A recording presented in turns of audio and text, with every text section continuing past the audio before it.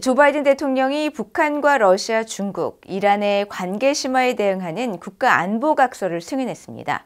북한 등이 무기와 병력 지원을 대가로 러시아로부터 금전적, 군사적 혜택을 되돌려받고 있다며 이에 대한 미국 행정부와 동맹, 파트너와의 공동 대응 필요성을 강조했습니다. 함지아 기자가 보도합니다. 조 바이든 미국 대통령이 10일 북한과 러시아, 중국, 이란의 협력 강화에 대한 대응 지침을 담은 국가안보 각서에 서명했습니다. 국가안보 각서는 미국 대통령의 국가안보와 관련된 지침을 담은 문건으로 각 정부 부처와 기관들이 따라야 하는 정책 혹은 구체적인 행동 계획 등을 명시하고 있습니다. 미 행정부 고위관리는 이날 비공개 브리핑에서 바이든 대통령이 우리의 경쟁국과 적국, 특별히 중국, 러시아, 이란, 북한 사이에서 증가하고 있는 협력과 연대에 대한 전략적 접근 방식을 담은 기밀 형태의 국가안보 각서를 발표했다고 밝혔습니다.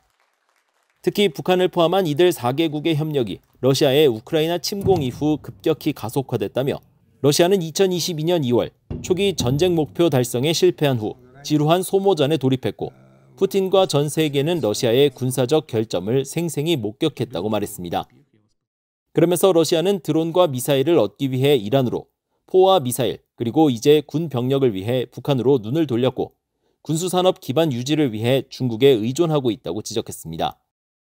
또한 사태 초기부터 우리는 이러한 지원이 공짜가 아닐 것이라고 경고했다면서 북한은 자신들에게 절실한 연료와 자금, 그리고 북한의 제조와 군사적 역량을 향상시키는 데 사용될 수 있는 이중용도 기술과 장비를 제공받고 있다고 밝혔습니다. 또한 러시아는 북한을 사실상의 핵무기 보유국으로 인정하고 대북 제재 체제 이행을 감시하는 유엔 전문가 패널에 대해 거부권을 행사하는 등 유엔 안보리에서 북한을 비호하고 있다고 지적했습니다. 다만 이 관리는 이들 4개국의 협력이 주로 양자적으로 이뤄진다는 점에 주목했습니다. 특히 이들은 모두 반서방 성향이 분명하지만 동기가 다르고 때로는 서로 모순되는 측면이 있다면서 북한의 경우 국제 무대에서 파트너십을 다변화하고 중국에 대한 의존도를 낮추며 오랜 제재를 풀면서 군사 현대화를 이루기 위해 노력하고 있다고 밝혔습니다. 하지만 이 관리는 이런 요소를 해결하기 위한 이들 나라들의 실질적인 공동의 노력도 목격했다면서 북한과의 협력에도 불구하고 러시아에 대한 중국의 확고한 지지가 하나의 사례라고 덧붙였습니다. 미국 정부는 이번 국가안보 각서 발표가 북한 등 4개국 대응을 위해 동맹과 더욱 긴밀히 협력하기 위한 것이라는 점을 분명히 했습니다. 이날 또 다른 미국 정부 고위관리는 우리가 국가안보 각서를 통해 하고자 한 것은 정부 전체 부서와 부처가 4개국 협력과 관련해 매우 일상적으로 동맹 파트너와 공유하는 노력을 우선시하도록 하는 것이라고 말했습니다.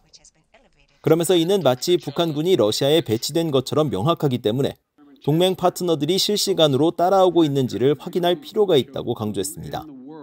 VOA 뉴스 함지아입니다.